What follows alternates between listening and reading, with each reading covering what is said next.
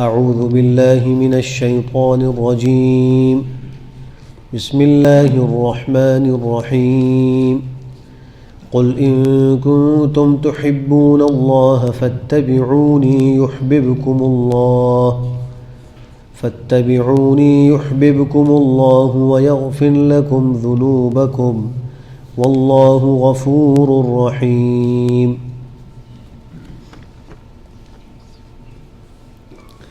اے نبی آپ کہہ دیجئے اگر تم محبت رکھتے ہو اللہ کے ساتھ تو تم میری اتباع کرو، اللہ تم سے محبت کرنے لگیں گے اور تمہارے گناہوں کو بخش دیں گے، اور اللہ بہت زیادہ بخشنے والے بڑے ہی مہربان ہیں۔ دنیا میں دو قسم کے لوگ پائے جاتے ہیں، ایک تو وہ لوگ ہیں جو رب کو مانتے ہیں، اللہ کو مانتے ہیں،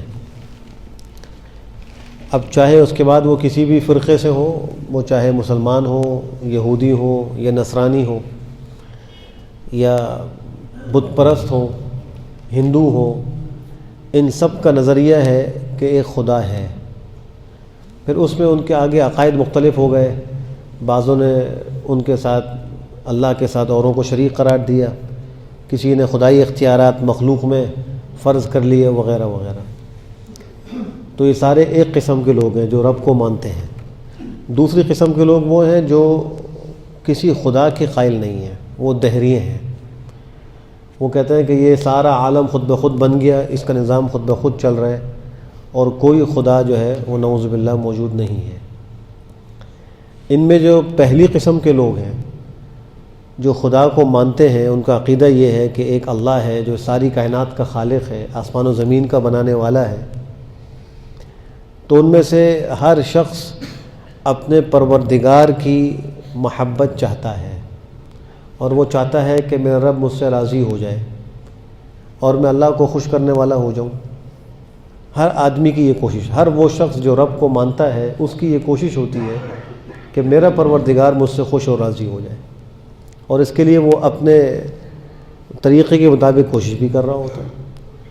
اور یہ بھی ایک حقیقت ہے کہ کسی سے محبت کا ہو جانا یہ ایک باطنی فعل ہے، ایک پوشیدہ چیز ہے، اس کا اظہار کوئی زبان سے کرے لیکن اندر دل میں محبت ہے یا نہیں، اس کا پہچاننا عام انسانوں کے لیے مشکل ہے، چونکہ یہ ایک باطنی اور قلبی فعل ہے اور اس کا تعلق باطن سے ہے، اس کا سمجھنا مشکل ہوتا ہے۔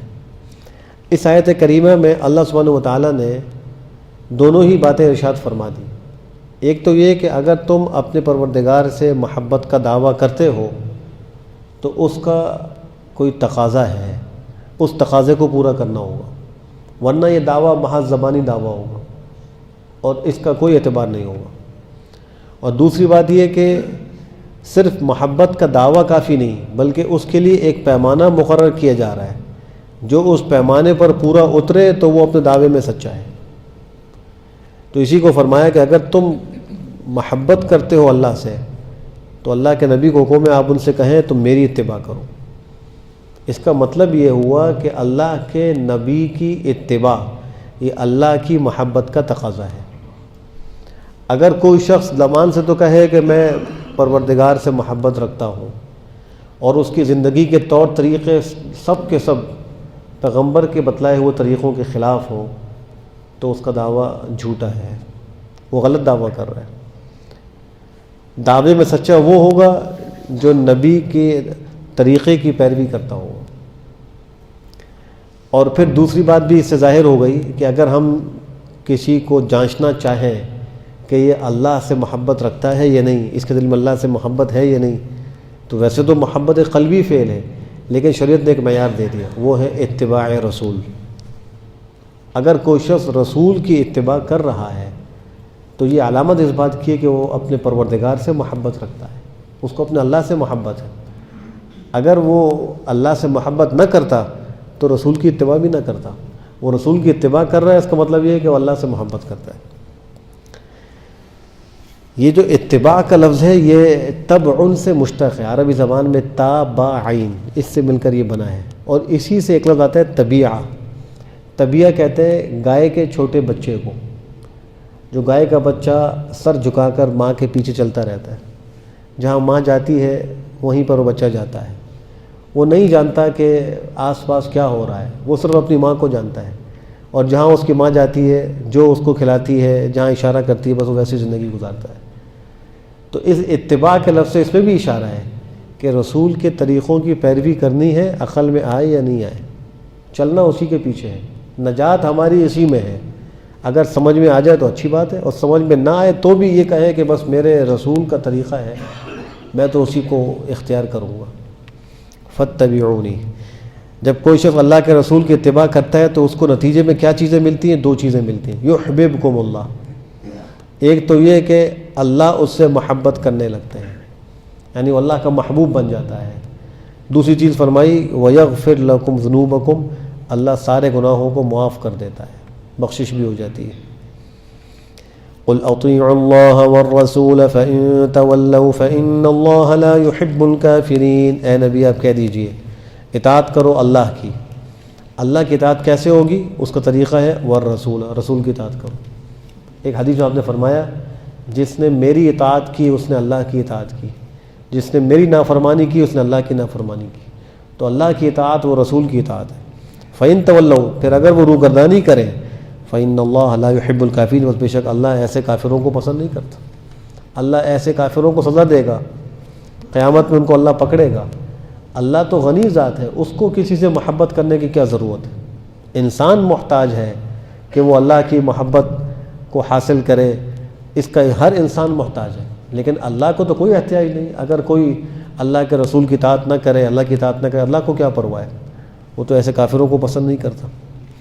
ان اللہ اصطفى آدم ونوحا وآل ابراہیم وآل عمران علی العالمین، آگے اللہ نے انبیاء کا تذکرہ کیا ہے کہ سارے انبیاء اللہ کی محبت کی دعوت دیتے چلے آئے تھے، تو یہ کوئی نئی بات نہیں ہے۔ جب سے اللہ نے اس کائنات کو بنایا اور انبیاء کا سلسلہ شروع فرمایا، اس وقت سے لے کر نبی آخر الزمان تک جتنے بھی انبیاء علیہ السلام آئے، وہ سب کا سب اللہ کی محبت کی دعوت دینے کے لیے آئے تھے، سبھی دعوت دیا کرتے تھے۔ تو فرمایا کہ بے شک اللہ نے چنا، منتخب کیا آدم علیہ السلام کو، حضرت آدم کے بعد نوح کو اللہ نے چنا، نوح کو، وآل ابراہیم اور ابراہیم کی اولاد کو۔ حضرت ابراہیم کی اولاد عام طور پر 2 مشہور ہیں، حضرت اسماعیل اور حضرت اسحاق علیہ السلام۔ حالانکہ حضرت ابراہیم کے 5 بیٹے تھے، ان 5 بیٹوں میں 2 بیٹے نبی ہوئے اور 3 بیٹے اللہ کے ولی تھے، وہ نبی نہیں تھے۔ ایک کا نام مدین ہے، ایک کا نام مدائن ہے، ایک کا نام قیدار ہے۔ یہ تینوں حضرت ابراہیم علیہ السلام کے بیٹے تھے، یہ نبی نہیں ہوئے۔ 2 بیٹے نبی ہوئے، حضرت اسماعیل اور حضرت اسحاق علیہ السلام۔ تو اللہ نے حضرت ابراہیم کو بھی چنا، ان کی اولاد کو بھی چنا۔ اولاد میں سے 2 کو مقام نبوت پر فائز فرمایا اور 3 کو مقام ولایت پر فائز فرمایا، ان کو ولی بنایا۔ 2 کو نبی بنایا اور 3 کو اپنا ولی اور دوست بنایا۔ وآل عمران، اور عمران کی اولاد کو، عمران 2 ہیں، ایک عمران حضرت موسیٰ اور حضرت ہارون علیہ السلام کے والد ماجد ہیں، ان کا نام بھی عمران ہے۔ تو اگر وہ مراد ہوں تو آل عمران سے مراد حضرت موسیٰ اور حضرت ہارون علیہ السلام ہوں گے۔ ایک عمران بن ماسان ہے جو حضرت مریم علیہ السلام کے والد محترم ہیں۔ اگر آل عمران میں عمران بن ماسان مراد ہو تو آل کا مصداق حضرت عیسیٰ علیہ السلام، اس لیے کہ حضرت عمران بن ماسان کی جو اہلیہ تھیں ان کا نام تھا حنہ بنت فاقوزہ، یہ حضرت بی بی مریم کی والدہ ماجدہ ہیں اور حضرت عیسیٰ علیہ السلام کی نانی ہیں۔ تو اللہ نے ان کی اولاد کا ذکر کیا کہ کس طریقے سے وہ اولاد ہوئی، آگے کچھ آیتوں تک تفصیلی واقعی چل رہا ہے۔ اس لیے وسین فرماتے ہیں کہ زیادہ راجح یہی ہے کہ یہاں عمران سے عمران بن ماسان ہی مراد ہیں، یعنی حضرت مریم علیہ السلام کے والد ماجد عمران بن ماسان یہاں مراد ہے، اور آل کا مصداق حضرت عیسیٰ علیہ السلام ہے، اس لیے کہ یہ ان کے نواسے ہیں، حضرت عمران کے نواسے حضرت عیسیٰ علیہ السلام۔ اور واقعہ اس کا یہ ہوا تھا کہ حضرت عمران کے ایک بیٹے تھے، ان کا نام تھا ہارون، بڑے نیک فرزند تھے، جوانی میں ان کا انتقال ہو گیا۔ حضرت عمران جو ہیں یہ مسجد اقصیٰ کے امام تھے، جس کو بیت المقدس کہتے ہیں، یہ اس کے امام تھے۔ تو ان کی جو اہلیہ حنہ بنت فاقوزہ تھیں اور خود حضرت عمران تھے، ان کی خواہش یہ تھی کہ ہمارے بعد ہمارا بیٹا یہاں امام ہوگا، لیکن جب جوانی میں وہ فوت ہو گیا تو ان کو بڑا دکھ ہوا۔ پھر بعد میں حضرت حنہ جب امید سے ہوئی تو اس خیال سے کہ شاید اللہ ہمیں بیٹا دے گا، انہوں نے ایک منت مان لی، اور منت یہ مانی کہ اگر میرے لڑکا ہوگا تو میں اس کو مسجد اقصیٰ کا خادم بنا دوں گی۔ اس زمانے میں ان کی شریعت میں اس طرح اولاد کے لیے منت کا ماننا جائز اور درست تھا۔ ہماری شریعت میں اس طرح درست نہیں ہے۔ یہاں تو جو آدمی خود فعل کر سکتا ہے اس فعل کی منت کر سکتا ہے، کسی اور کے فعل پر منت نہیں مان سکتا۔ جیسے انہوں نے اپنے ہونے والے بیٹے پر منت مانی کہ وہ مسجد اقصیٰ کا خادم ہوگا، ہماری شریعت میں ایسا کرنا جائز نہیں۔ ہاں یہ کہہ سکتا ہے کہ اللہ میرا یہ کام ہوگا، میں 10 رکعت نفل پڑھوں گا، یہ اس کا اپنا فعل ہے، منت ہو جائے گی اس کی، اس کو پورا کرنا ضروری ہے۔ یا وہ کہے کہ اے اللہ اگر میرا یہ کام ہو گیا تو میں آپ کے راستے میں غریبوں کو ایک دیگ کھانا پکا کر کھلاؤں گا، تو یہ اس نے ایک منت مان لی، تو یہ خود اس کا اپنا فعل ہے، یہ تو جائز ہے۔ لیکن اللہ میرا کام ہو گیا تو فلاں یہ کرے گا، اس طرح منت نہیں ہوگی، اس سے کہ وہ تو فلاں کا فعل ہے، اس کا فعل نہیں ہے۔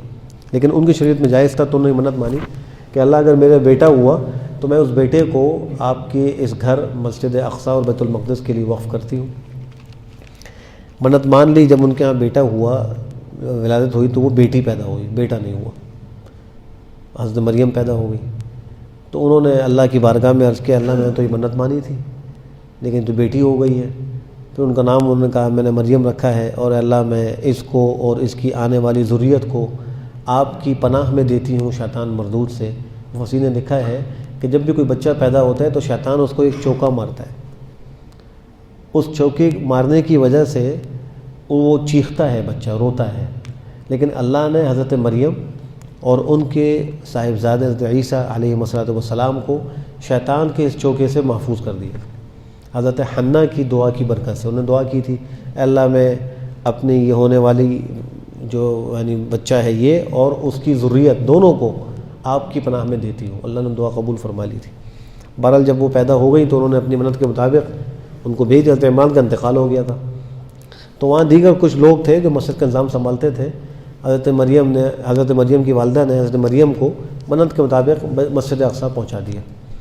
حضرت زکریا علیہ السلام جو ہیں حضرت مریم کے خالو ہیں، اس لیے کہ حضرت حنہ اور حضرت عیشا جو حضرت زکریا کی اہلیہ محترمہ تھی، دونوں بہنیں ہیں۔ تو حضرت مریم کی خالہ حضرت عیشا ہوئی، حضرت زکریا ان کے خالو ہوئے۔ جب یہ وہاں پہنچیں تو وہاں جتنے وہ مجاور تھے اور جتنے وہاں ذمہ داران، ہر ایک کی خواہش یہ تھی کہ ہمارے امام صاحب کی صاحبزادی ہے تو یہ ہم اس کی پرورش کریں گے۔ ان کے آپس میں جو ہے نا یہ ایک مقابلہ شروع ہوا، تو اس کا حل یہ نکالا گیا کہ قرآن اندازی کرتے ہیں، اور اس کی صورت یہ ہوگی کہ ہم جس قلم سے تورات لکھتے ہیں ان قلموں کو ہم اردن کی جو نہر ہے، نہر اردن، اس میں ڈالیں گے، جس کا قلم ایک تفسیر کے مطابق پانی پر ٹھہر جائے گا اور بقیہ کا اگر بہہ گیا تو جس کا ٹھہرے گا وہ اس بچی کا کفیل ہوگا، اس بچی کی پرورش وہ کرے گا۔ دوسری تفسیر یہ ہے کہ جس کا قلم پانی کی مخالف سمت میں بہنے لگے گا تو وہ اس بچی کا حقدار ہوگا اور وہ اس کی پرورش کرے گا، اور جس کے قلم بہہ گئے تو وہ اس کے حقدار نہیں ہوگا۔ تو سب اس پر راضی ہو گئے، سب نے جا کر اپنے قلموں کو اس نہر میں ڈالا، تو حضرت زکریا علیہ السلام کا قلم ٹھہر گیا۔ اللہ کی طرف سے ان کے حق میں فیصلہ ہوا، انہوں نے حضرت بی بی مریم کو اپنی پرورش پہ لے لیا، اور وہ چاہتے بھی تھے، وہ کہتے ہیں میں اس کا زیادہ حقدار ہوں اس لیے کہ اس کی خالہ میرے گھر میں ہے، اور خالہ بمنزلہ ماں کے ہوتی ہے تو اس کا حق ہے، اس لیے میں ان کی پرورش کروں گا۔ انہوں نے ان کے لیے ایک الگ بالا خانہ بنا دیا، اس میں ان کو ٹھہرا دیا۔ آگے اسی واقعے کا ذکر ہے۔ فرمایا بے شک اللہ نے چنا ہے آدم کو، نوح کو اور حضرت ابراہیم کی اولاد کو، حضرت عمران کی اولاد کو سارے جہاں والوں پر، ان کو منتخب کیا ذریۃ بعضها من بعض واللہ سمیع علیم۔ یہ اور ان میں سے بعض کی اولاد ہیں، بعض کی نسل سے ہیں۔ حضرت ابراہیم علیہ السلام کی نسل سے حضرت اسماعیل و اسحاق، پھر آگے حضرت اسماعیل کی نسل میں آپ حضرت السلام تشریف لائے، حضرت اسحاق کی اولاد میں حضرت یعقوب آئے، پھر ان کے بیٹے یوسف آئے، اور پھر آگے سلسلہ حضرت عیسیٰ علیہ السلام تک بنی اسرائیل میں نبوت کا چلتا رہا۔ واللہ سمیع علیم، اللہ سننے والا جاننے والا ہے۔ اذ قالت امرأة عمران رب انی نذرت لك ما في بطنی محررا فتقبل منی انک انت السمیع العلیم۔ جب کہا عمران کی زوجہ نے، اے میرے پروردگار، بے شک میں نے تو آپ کے لیے منت مان لی ہے کہ جو کچھ میرے پیٹ میں ہے وہ آزاد ہوگا، یعنی آپ کے گھر کی خدمت کے لیے، آپ قبول کر لیجئے میری طرف سے، بے شک آپ خوب سننے والے جاننے والے ہیں۔ فلما وضعتها قالت رب انی وضعتها انثى واللہ اعلم بما وضعت وليس الذكر كالانثى وانی سمیتها مریم وانی اعیذها بک وذریتها من الشیطان الرجیم۔ پس جب انہوں نے اس کو جنا تو کہا، اے میرے پروردگار، بے شک میں تو لڑکی جنی ہے، اور اللہ تو خوب جانتا ہے کہ جو انہوں نے جنا اللہ کے تو علم میں تھا، اور نہیں ہے لڑکا لڑکی کی طرح، دونوں برابر تو نہیں ہے، لڑکے کے الگ فائدے ہیں، لڑکی کے الگ فائدے ہیں۔ اور بے شک میں نے اس کا نام رکھا ہے مریم۔ پورے قرآن میں صرف خواتین کے ناموں میں یہ ایک نام آیا ہے، مریم، باقی آپ کو کوئی نام کسی خاتون قرآن کریم میں نہیں ملے گا۔ مفسرین نے اس میں ایک حکمت یہ لکھی ہے کہ چونکہ بعض کافروں کا یہ عقیدہ تھا کہ حضرت عیسیٰ علیہ السلام اللہ کے بیٹے ہیں، نعوذ باللہ، اور حضرت مریم اللہ کی بیوی ہیں، نعوذ باللہ، یہ ان کا عقیدہ تھا۔ قرآن کریم نے اس کی تردید کی ہے، تو اللہ نے اس کی تردید کے لیے حضرت مریم کا نام بھی ذکر کر دیا کہ اگر میری کوئی بیوی ہوتی تو بیوی کا نام تو سب کے سامنے لینا یہ کوئی غیرت کے مطابق کام تو نہیں ہے، تو غیرت کے خلاف کام ہے۔ غیرت مند آدمی تو اس کو برداشت نہیں کرتا کہ اس کی بیوی کا نام نامحرموں کے سامنے لیا جائے، تو اللہ نے قرآن کریم ان کا نام ذکر کر کے ان لوگوں کی تردید کی جن کا عقیدہ یہ تھا کہ حضرت مریم نعوذ باللہ اللہ کی بیوی ہے۔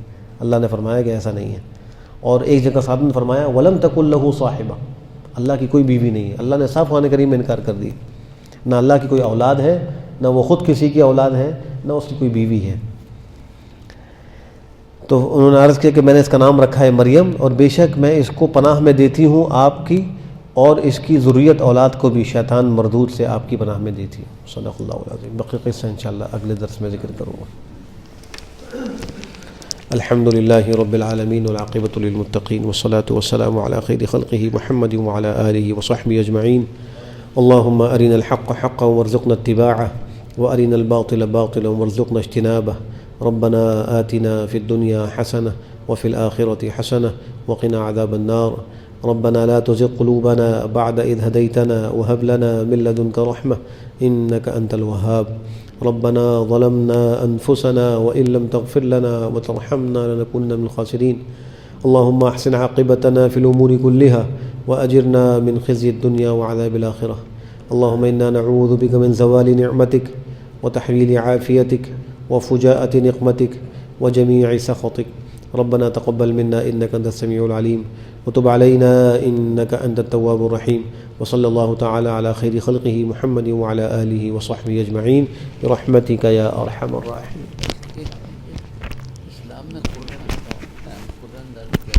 اس کا ذکر کروں، اس کے لیے کچھ شرائط ہے۔